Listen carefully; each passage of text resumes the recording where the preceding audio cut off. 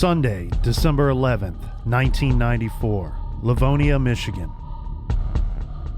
A police officer is responding to the Wonderland Mall on Plymouth Road on a report of a missing 4-year-old boy. Upon arrival at the mall, the officer met 25-year-old Dawana Harris. Dawana is the mother of Dawan Sims, the missing 4-year-old boy.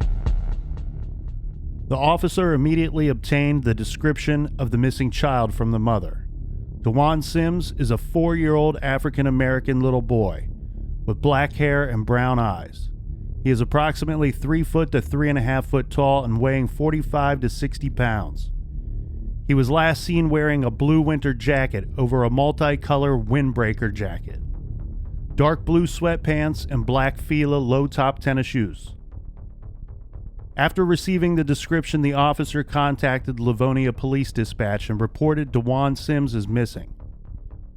A teletype to all area law enforcement agencies was sent. The officer asked the mother to explain exactly what happened when she entered the mall in detail.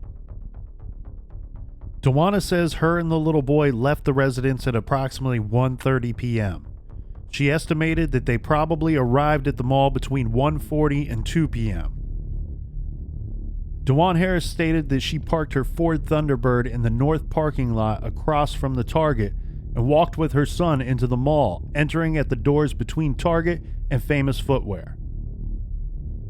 Dawana and Dawan then went to the videotape department, where she told her son she did not have enough money to purchase a videotape for him. She told the boy they would go ask Dawan's grandmother for some money.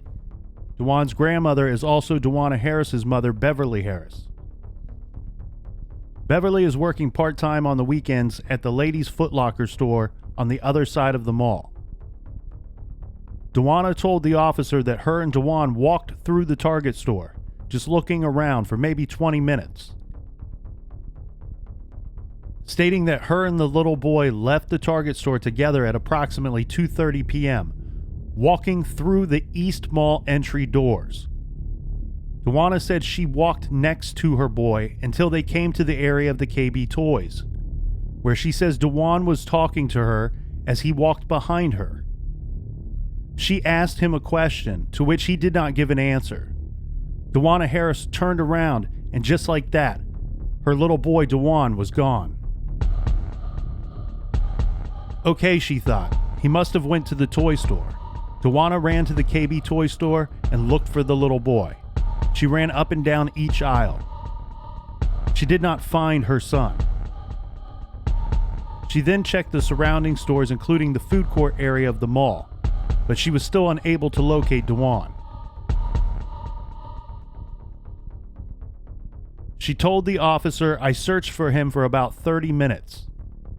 Then she located a cleaning lady working at the mall. She tells her about her son who is missing. The cleaning woman calls the Wonderland Mall security and informs them of the situation.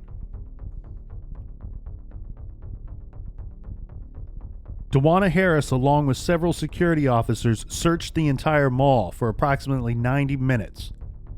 During the search, Dawana notified her mother, Beverly, that Dawan was missing. Beverly assisted in the search. When the boy could still not be located, Beverly called the Livonia Police Department. After speaking with Dawan's mother and grandmother, the responding officer met with security officer Randy Pfeiffer. Pfeiffer told the officer he was notified about the missing boy by one of the mall's maintenance workers at approximately 3:45 p.m. At that time, Pfeiffer and 4 members of the mall security team searched each store and the parking lot. Along the way, they informed all or most employees of the stores of the missing subject and instructed them to contact the security office if he was found. After meeting with security officer Pfeiffer, the responding officer from LPD instructed Pfeiffer to continue the search until further notice, and he requested more LPD to the scene. An additional 5 officers and a sergeant on duty were dispatched and sent to the mall. Once the officers arrived at the mall, now 7 of them, they met at the east end of the mall near the American Eagle store. They were given a description of the little boy along with a specific area for each to search. They searched each store, all of the hallways, the food court, the movie theater, each bathroom, and the entire parking lot surrounding the mall. They searched behind stores and alleyways. First, an organized grid search, and then, when they found nothing, the officers along with the security team remained on site and continued to search, triple checking each area and location. Two of the officers asked Dawana to go with them to the Target store. There, they learned the Target store had stationary security cameras set up at each of the entry and exit doors to the store. The officers confirmed with the Target store security officer that the cameras were operating and recording during the time that Dawana Harris said she and Dewan had entered the store. The officers requested that they be allowed to view this tape in hopes that Dewan would be seen on tape leaving the store, giving the officers a better idea of the time and potentially a suspect in the case. Dawana Harris sat directly in front of the television screen and viewed the video while a police officer and security guard were present. At approximately 1:44 p.m. video footage time, Dawana stated, "There I am," and pointed to the video screen.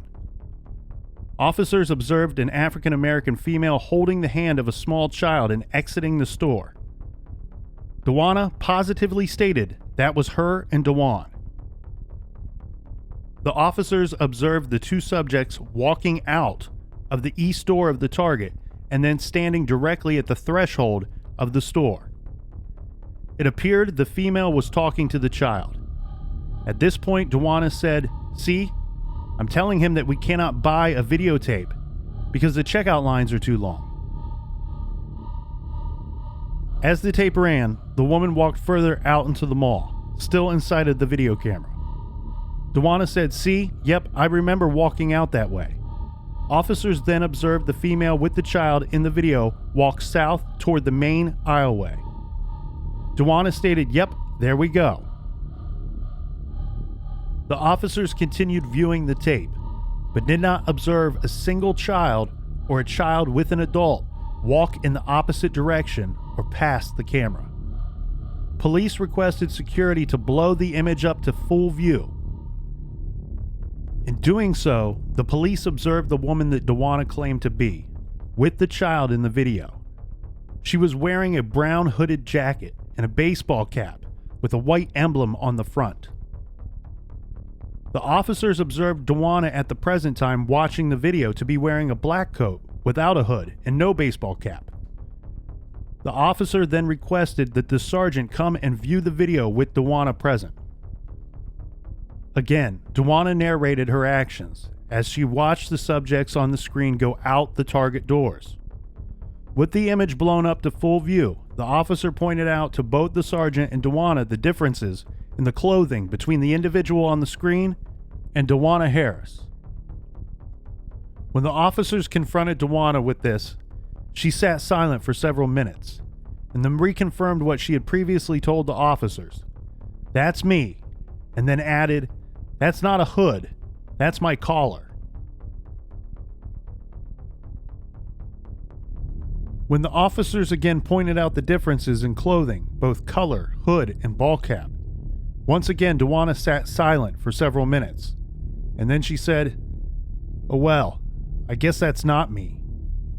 The officers then sat with Dawana and viewed the surveillance footage from an hour before she said she had arrived at the store, all the way through to an hour after she said the boy went missing. At no time did the officers observe Dawana and Dewan enter the store. At no time did the officers observe Dewan on any of the video footage.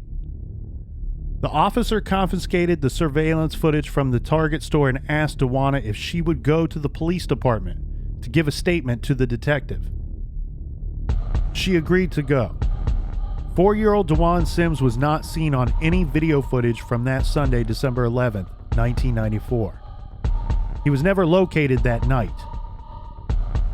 And after giving her statement to the detective, Dawana Harris went home that night.